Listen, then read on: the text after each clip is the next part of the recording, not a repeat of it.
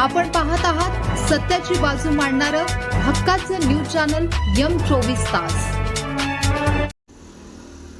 जत येथील अपहरण, बलात्कार आणि दरोडा प्रकरणातील आरोपीला 20 वर्षे सक्त मजुरी व दंडाची शिक्षा। जत पोलीस ठाण्याच्या हद्दीत महिला पीडितेचे अपहरण करून तिच्यावर बलात्कार करणे आणि तिचे दागिने व मोबाईल लुटल्याप्रकरणी आरोपी मुनीर मुतबुद्दीन नदाफ याला सांगली येथील जिल्हा व सत्र न्यायालयाचे न्यायाधीश श्रीमती J. मोहंते यांनी 19 वर्षाची सक्त मजुरी आणि 50,000 रुपयांच्या दंडाची शिक्षा सुनावली आहे। ही घटना 26 सप्टेंबर 2019 रोजी घडली होती।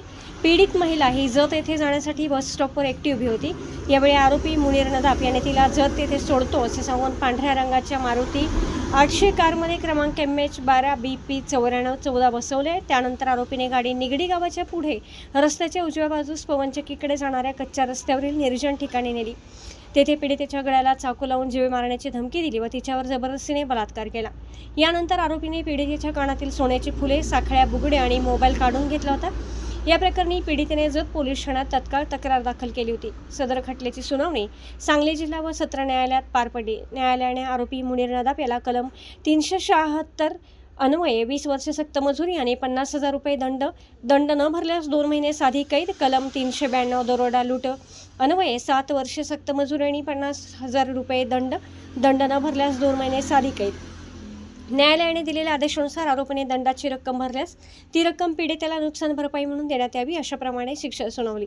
सरकारी पक्षातर्फे या खटल्यात एकूण 18 साक्षीदार तपासण्यात आले। यामध्ये पीडित महिला आणि वैद्यकीय अधिकारी यांची साक्ष अत्यंत महत्त्वाची ठरली। अतिरिक्त सरकारी अभियोक्ता श्रीमती उज्ज्वला करवते यांनी सरकार पक्षातर्फे काम पाहिले, तर सहाय्यक पोलीस निरीक्षक S.G. मोहिते आणि जत उपविभागीय पोलीस अधिकारी दिलीप जगदाळे यांनी या गुन्ह्याचा सखोल तपास करून न्यायालयात दोषारोपपत्र सादर केले। कोर्ट पैरवी अधिकारी PSI संजय कापूरकर, पोशी रेखा खोत, पोशी सुनीता आवळे, पोलिसी सुप्रिया भोसले तसेच जत पोलीस ठाण्याचे पैरवी अंमलदार तुकाराम बंडगर यांनी सरकारी पक्षाला मोलाचे सहकार्य केले।